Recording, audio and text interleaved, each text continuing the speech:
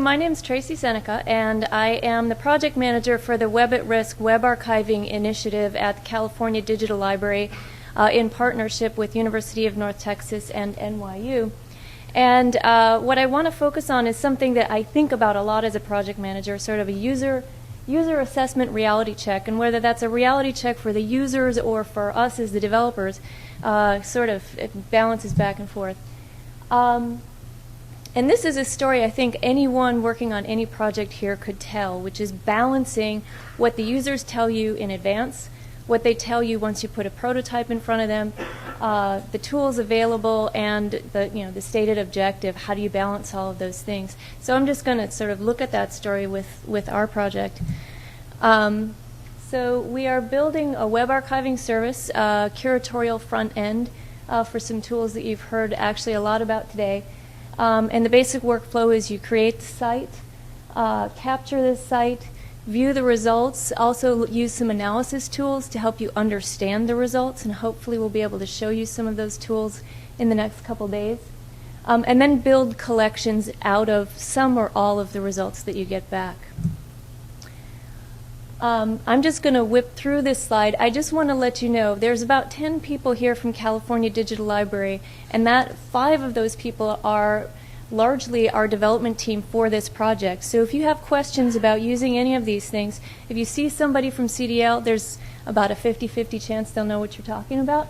So by all means, you can ask us about hair tricks and so forth.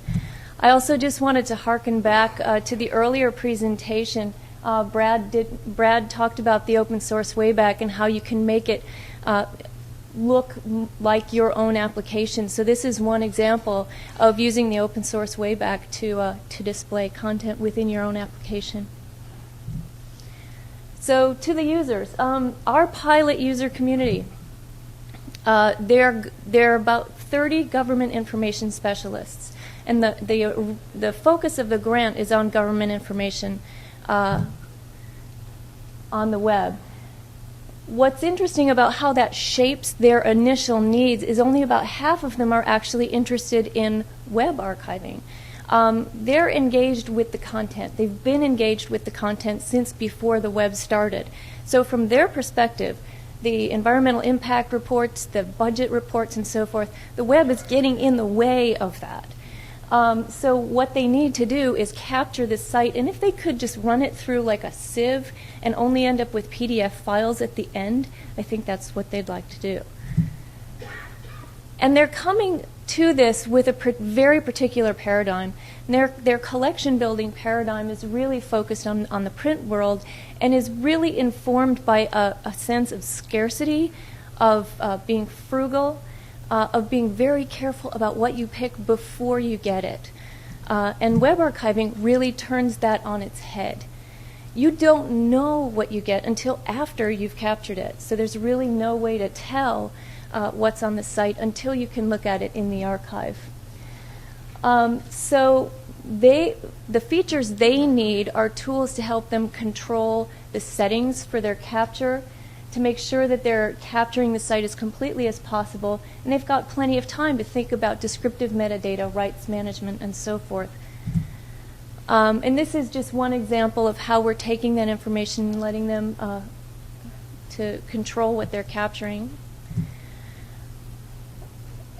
Flipping that around, we are also using this tool to capture things ourselves. So in event capture, we had just finished a pilot test when the Southern California wildfires broke out, and we started doing a capture of that event. And that experience told us a lot that our needs assessment did not tell us. Specifically, we wanted to do really shallow captures. We didn't want the entire thing. The features that were really important in that context were features that we actually hadn't heard anything about from them. Scheduling, being able to add sites while you browse, and managing a lot of sites, about 160 sites. And so the question that I come out of this with is, who are the web archivists? If you're dealing with a geographically based event capture, the odds are high that the people who are your content experts are trying to evacuate and can't really help you build the archive. So that is That is the question we're left with.